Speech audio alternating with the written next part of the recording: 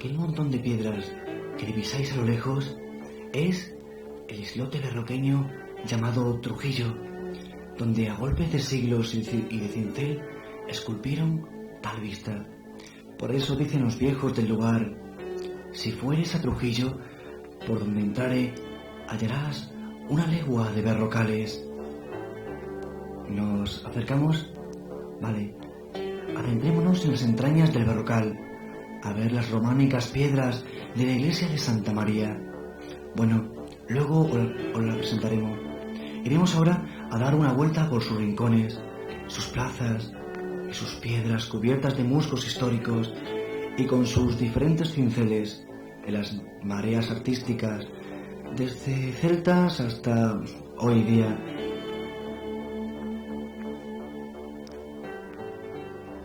Y tras silenciosas y bulliciosas calles empinadas, desembocamos en la Plaza Mayor.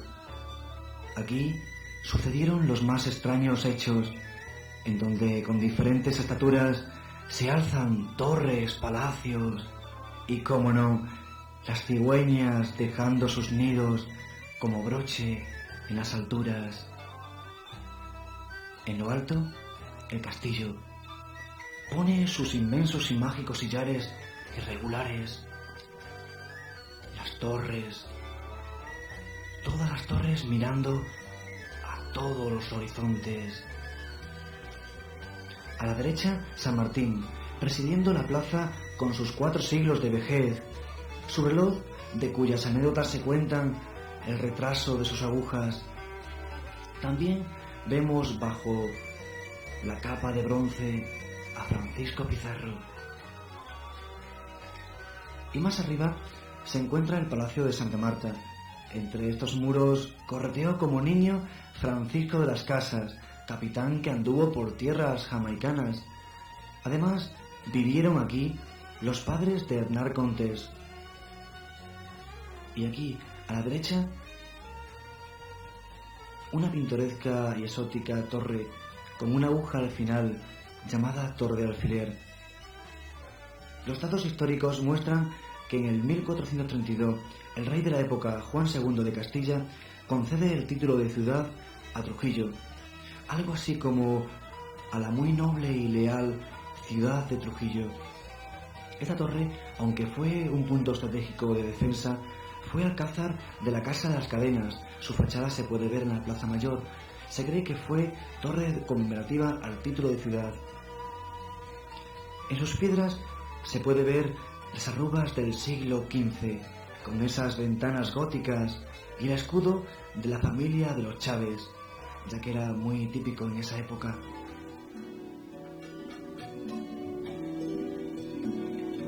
Y bajo el cielo azul, y mientras nuestras cigüeñas extremeñas descansan sobre sus torres berroqueñas, soñemos con la mitología trujillana. Dios García de Paredes, Hércules en los campos de Bolonia, Dios Orellana, Neptuno en las aguas dulces del Amazonas, y el Dios Pizarro, Júpiter sobre tierras incas, su figura ahí, contemplando el tiempo junto a su caballo. Otra estatua como esta descansa sobre Lima, en tierras peruanas.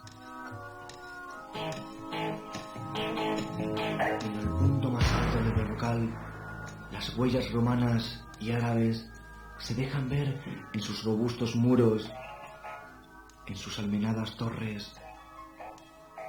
Primero llegaron los romanos, creando un campamento crucial en tal época, quedando los sillares primeros. Por el 714, los árabes invaden la península y en Trujillo dejaron esta fortaleza con ese sinuoso arco de herradura, por donde subían las caballerías moras a través de la singular rampa. Después, por el 1232, llegaron los cristianos y tras sucesivos avances, un día, cuando la lluvia no cesaba de caer, consiguieron entrar por una de las puertas de la muralla gracias a los dioses o a una imagen encontrada llamada la Victoria. 3 siglos más tarde, el concejo mandó que se hiciera entre las 2 torres del castillo una capilla donde la Victoria estuviese a la vista de todos. Fue concebida bajo el cincel de Diego Durán, policromada y dorada en 1531. Y llegaron los franceses, como siempre, incordiando, y en el 1808 los trujillanos enterraron a la Virgen, que después de 46 años enterrada, la pusieron otra vez de vigía en el castillo. He aquí, en esta torre, se firmó el tratado tanto monta tanto Isabel como Fernando. Isabel, para confirmar su autoridad, mandó desmochar todas las torres de la ciudad. Este palacio es el alcázar de Luis de Chaves, el Viejo. Las torres hacen de muralla a la vez a la ciudad antigua. Esta primera es robusta, alta y esbelta. La otra torre, unida al Arco de Santiago, guarda en sus alturas un ventanal mudéjar, más otras ventanas con finos módulos. Ese arco de Santiago, hecho con manos árabes, así como otras 6 puertas que circundan la ciudad antigua, todas las noches se lanzaba a los vientos el toque de queda hasta el amanecer. Los franceses desmoronaron la escultura de Santiago que estaba en la hornacina superior. Pero adentrémonos, entremos por debajo del Arco de Santiago. Entremos. Y este es nuestro objetivo. La iglesia de Santa María nació con los árabes siendo una mezquita. En la Reconquista, los cristianos la derriban y la purifican con agua y sal. Y se la bautiza como Santa María la Mayor.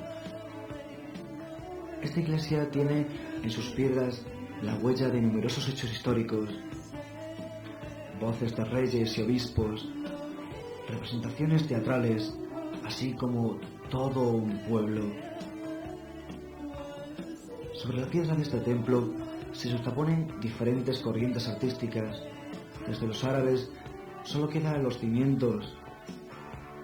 Esta iglesia es un románico en transición. Posee 3 puertas. La principal se construyó en la Edad de Oro trujillana, el siglo XVI. Tiene un abocinado con archivoltas muy robustas y de fina peculiar. Unos leopardos. Esta forma de animal misterioso vigila y sonríe a todo el que entra. La nave central se alza sobre sus 2 compañeras laterales, dando una imagen de espiritualidad elevada. La torre que veis en primer plano es románica, con 3 cuerpos para las campanas. Llegaron 2 terremotos, con un epicentro en Lisboa, quedando derruida. Más tarde, un polvorín la quedó totalmente destruida. Fue entonces cuando se descubrió que había restos romanos, por lo que se cree que fuera una torre conmemorativa a Julio César, emperador romano. De ahí su nombre, Torre Julia. La vista de ahora es una reconstrucción de principios de siglo. Sigamos. En 1550, esta torre agrava su poca solidez.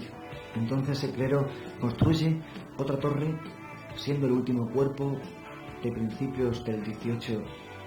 Tiene solidez y termina en una pequeña cúpula o linterna.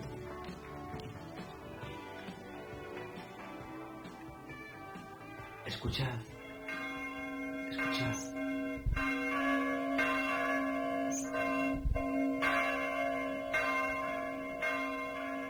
El sonido discurre sobre el berrocal, desde la altura, estallando en todo el aire. Estos acordes dejaron de expandir sus ecos,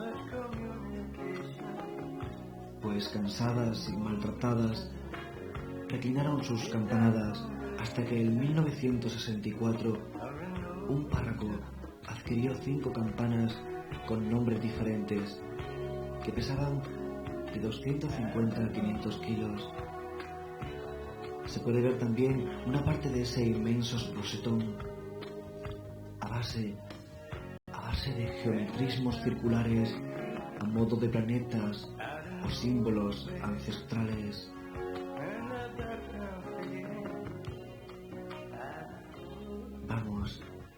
Vamos a entrar en las profundidades.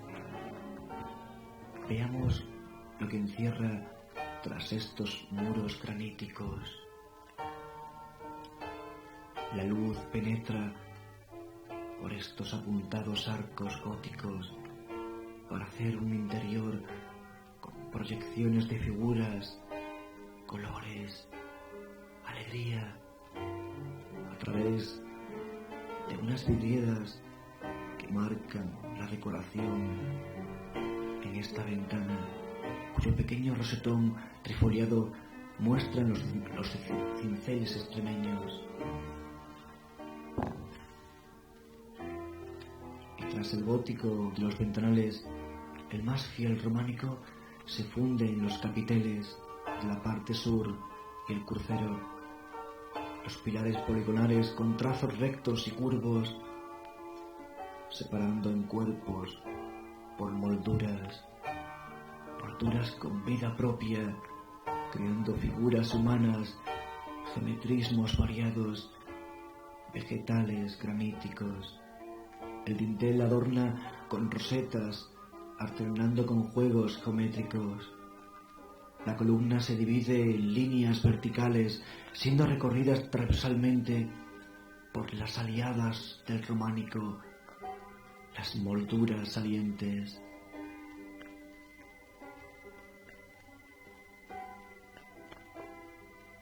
Veamos ahora el rosetón, que a modo de ojo tremendo da luz al coro de esta iglesia. Por encima, sobre una pequeña ménsula, salen los nervios que recorren toda la bóveda.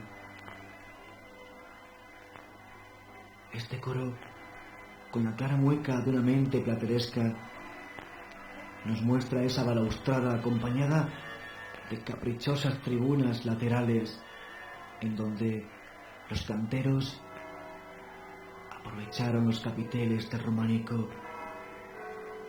Escuchad, todavía siguen las campanas de Santa María sonando.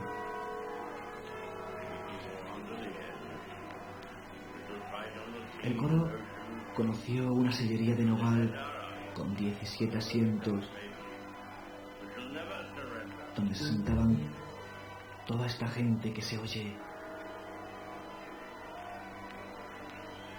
La carcoma del tiempo la invadió, no se conserva. Las tribunas dieron cobijo a Isabel y Fernando. Al morir el padre de Isabel, los funerales fueron en esta iglesia de Santa María. Y aquí, bajo frías y oscuras losas, tienen su vida los enterramientos, labrando en ellos los diferentes linajes trujillanos. Unos bajo el suelo, otros con capilla incluida, en este caso. El enterramiento más famoso, por lo que tiene de extraño y de leyenda, es el del Sansón extremeño. Los restos del Diego García de Paredes fueron traídos desde los campos sangrientos de Bolonia, en donde fue capitán. Un hijo suyo fundó la ciudad de Trujillo en Venezuela. Y sí, compañeros, aquí también subieron los franceses, profanar las tumbas, con el único fin de llevarse hebillas, anillos y todo tipo de pertenencias que guardaban los linajes trujillanos. Sancho Cabrera, maestro de cantera trujillano, realizó la bóveda con una peculiar diferencia. La bóveda es de las llamadas trasdosadas y semiplanas, creando una difícil constitución en la nave central tan alta y plana. Se cruzan y se curvan nervios, muriendo en las claves, unas claves góticas. Pero lo esencial, la obra más fundamental en esta iglesia, viene dada por las pinturas del retablo. Este se abraza al poligonal ábside que desde 1580 ilumina los sentidos artísticos del gótico. ¿Quién fue? Pues Fernando Gallego, de estirpe flamenca, puso sus pinceles en el retablo de la Catedral Vieja de Salamanca, pero su etapa de plenitud y su pulso sereno los encauzó aquí, en estas tablas, en estas 25 tablas que lo forman. En los extremos se encuentran San Gregorio y San Agustín, y como no, los 4 evangelistas. En el siglo XVIII desaparecen 3 tablas para ampliar la hornacina central. Se cree que Fernando anduvo por tierras de los Países Bajos y que conoció a los pinceles de Van der Weyden, Merlin. El caso es que esos pequeños detalles, esos entornos siempre intimistas y domésticos, familiares, se ven plasmados en esas escenas religiosas de María y Jesús, el sentido humano del calor, del color. La imagen y los sentidos se ven resurgidos en esta anunciación. En toda la iglesia vagan la técnica de la luz ambiental, suave, expresiones poéticas, plegados angulosos, sinuosos, sonrisas y perspectivas aéreas recorren por la pintura en forma de sorpresa. Y por último, una última pincelada, el retablo de una de las capillas laterales atribuidas a otro pintor, Morales, que contribuye a la misma sensación pictórica en esta iglesia de Santa María la Mayor. Bueno, compañeros, no ha sido un estudio muy completo, pero simplemente os hemos dado unas pinceladas de esta iglesia y de Trujillo.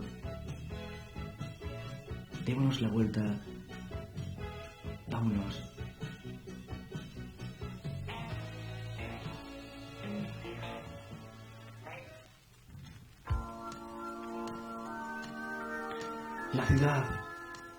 La ciudad sumerge su rostro en sábanas oscuras, cubre sus ojos tristes con un melancólico suspiro, y tras siluetas de toda una ciudad, nos despedimos de Santa María, que permanece ahí, entre las sombras de este mar de piedras cinceladas, en donde musgos, torres, piedras, vientos envolvieron sus ojos en historia y en mágicas fragancias nocturnas.